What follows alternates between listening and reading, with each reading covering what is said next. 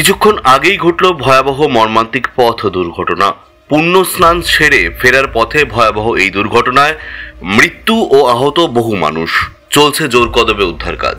তবে ভয়াবহ এই দুর্ঘটনাটি কখন, কোথায়, কিভাবে ঘটেছে, এই দুর্ঘটনায় কতজনের মৃত্যু হয়েছে এবং কতজন আহত হয়েছেন জানিয়ে দেব বিস্তারিত ভিডিওতে। তাই অবশ্যই ভিডিওটি শেষ পর্যন্ত দেখবেন এবং আপনি আপনার জেলার নাম ভিডিওর কমেন্ট বক্সে কমেন্ট করে আমাদের জানিয়ে দেবেন। আপনার জেলার নতুন কোনো খবর বেরিয়ে এলে আমরা আপনাকে জানিয়ে দেব।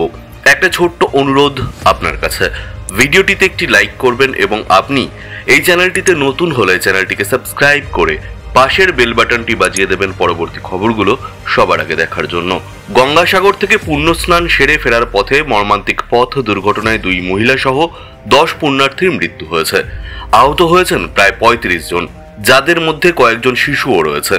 শুক্রবার সকালে বর্ধমানের নবাবহাট সংলগ্ন ফাগুপুরের কাছে 19 নম্বর জাতীয় সড়কে একটি দাঁড়িয়ে থাকা লরির পিছনে ধাক্কা মারে পুণ্যার্থী বোঝাই বাসটি।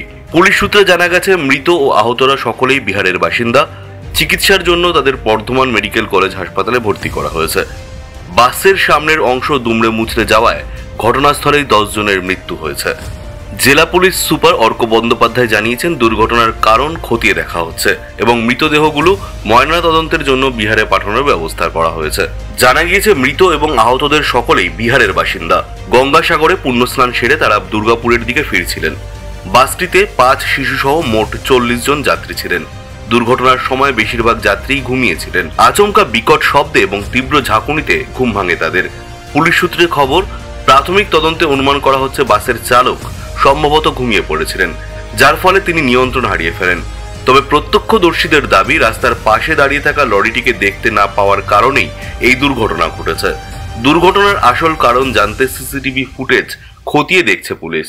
পাশাপাশি বাসের গতিবেগও তদন্তের আওতায় আনা হচ্ছে। বর্ধমান মেডিকেল কলেজ হাসপাতালের সুপার তাপস কুমার ঘোষ জানিয়েছেন, হাসপাতালে আনার আগেই 10 জনের মৃত্যু হয়েছে।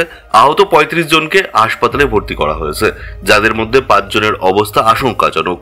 এই ঘটনা এলাকায় শোকের ছায়া ফেলেছে।